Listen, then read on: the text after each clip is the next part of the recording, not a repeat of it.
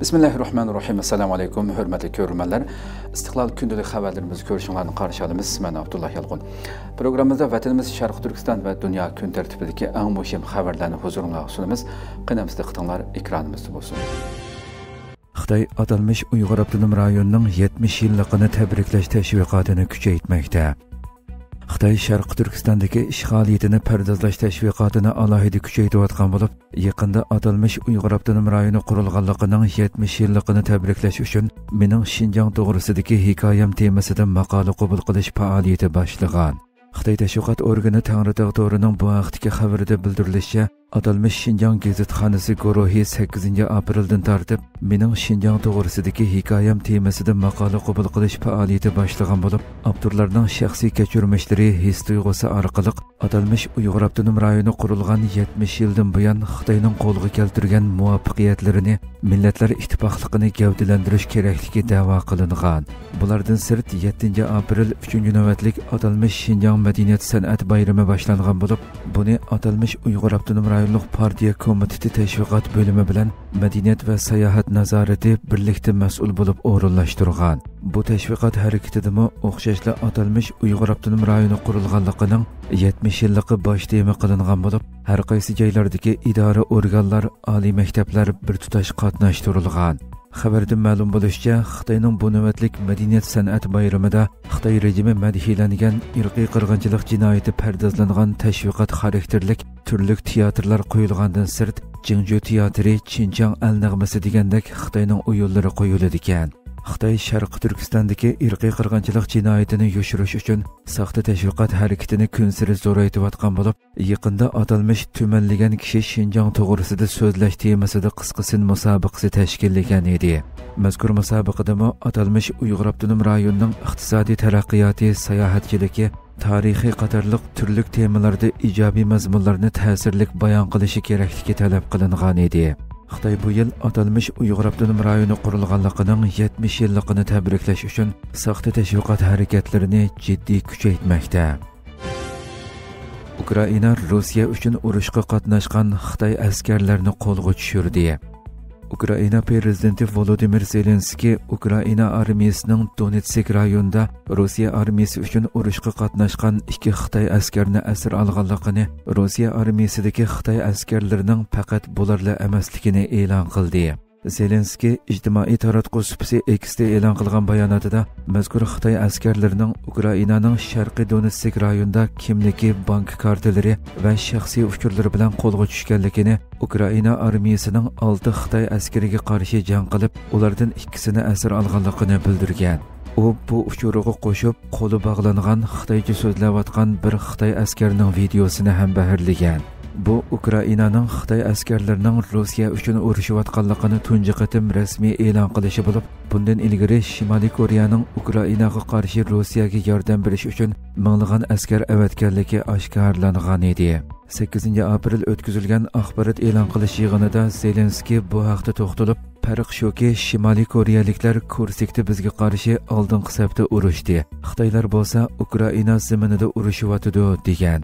BBC kanalının bu vaqtdagi xabarida qayd qilinishicha, Ukraina tashqi ishlar ministri Andriy Sybiha bu vaqtda ifoda bildirib, Rossiya va Xitoyning bu qilmishini qattiq ayblaydiganligini, Ukraina zaminida urushga qatnashgan Xitoy askarlarining amaliyotda Xitoy da'vo qilayotgan tinchlik pozitsiyasiga gumon tug'diradiganligini ta'kidlagan va Xitoyning Ukrainadagi bosh elchisini bu haqda tushuncha berishga chaqirgan.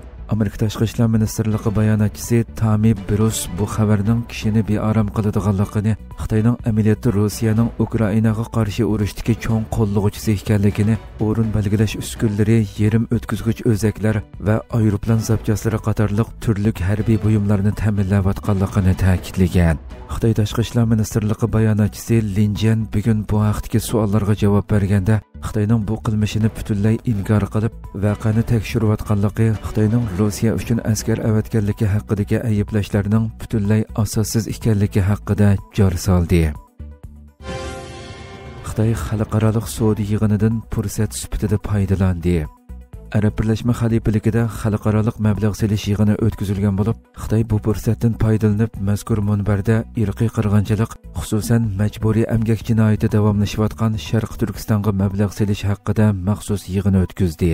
14 navbatlik Arab Birleşme Xalifeligi xalqaro mablag' selish yig'ini 7 aprel Abu Zabi xalqarалық ko'rgazma markazida boshlangan bo'lib, 3 kun davomlashadigan mazkur munbarga 180 davlatdan kelgan davlat arboblari, bankirlar, savdogarlardan bo'lib 20 mingdan ortiq mehmon ishtirok qilgan. Mazkur munbarda 400 qitimdan ortiq yig'in va tarmoq yig'inlar o'rinlashtirilgan bo'lib, buni fursat bilgan Xitoy atalmish Xinjiangga mablag' selish maxsus yig'ini o'rinlashtirgan. Yig'inda atalmish Uyg'ur avtonom rayonlik doimiy ishlar komitetining muavin raisi Chen Weijun so'z qilib, Sharq Turkistonning zamonaviy yezi egiligi, savdo, ilg'or ishlab chiqarish, tabiiy boylik va yangi energiya qatorliq sohalarda mablag' selish fursatining ko'p ekanligini da'vo qilgan. Yig'inga Sharq Turkistondagi ba'zi shirkatlarning vakillari, xususan oz bir qism Uyg'urlar qatnashtirilgan bo'lib, Xitoy bu orqaliqmi Sharq Turkistondagi irqiy qirg'inchilik jinoyatini pardozlashga uringan. Uyg'ur majburiy emgaki jinoyati sababli xalqaroning o'xshamagan darajadagi tanqidi,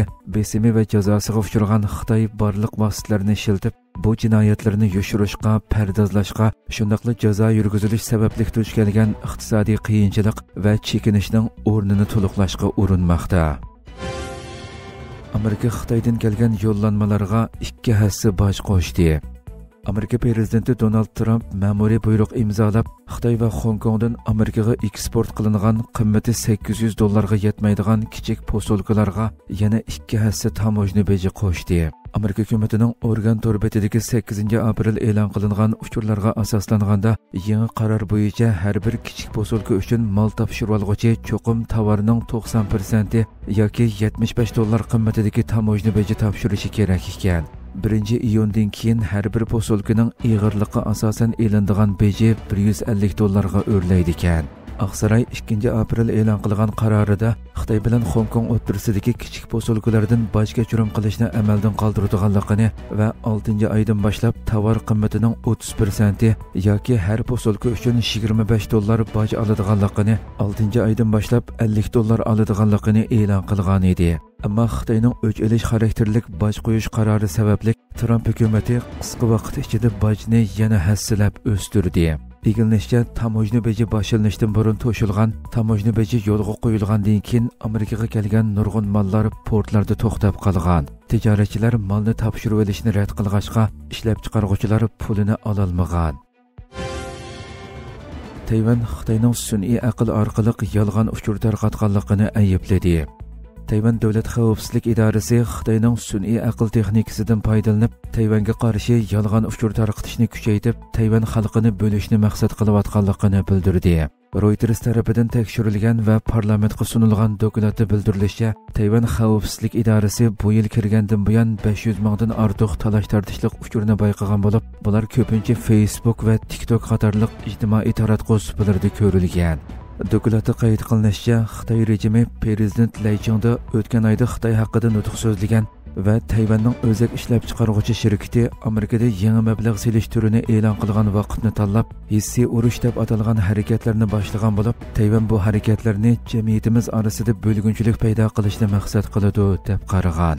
Doklad yana sun'iy aql texnikasidan foydalanish kun sari kengayib va pishib yetilgan sari Xitoy Kommunistik partiyasining bu texnikadan foydalanib talash tortishlik uchurlarni paydo qilish va tarqitish harakatlarining ko'payganligi bayqaldi deyilgan. Xitoyning Tayvan ishlari idorasi bu to'g'risida hech qanday inkos qaytarmagan. Hurmatli ko'ruvchilarimiz, shuna qilib bugungi xabarlarimiz mush yerda oxirlashdi. Atigi programmamizni ko'rishguncha omon bo'linglar. Assalomu alaykum va rahmatulloh.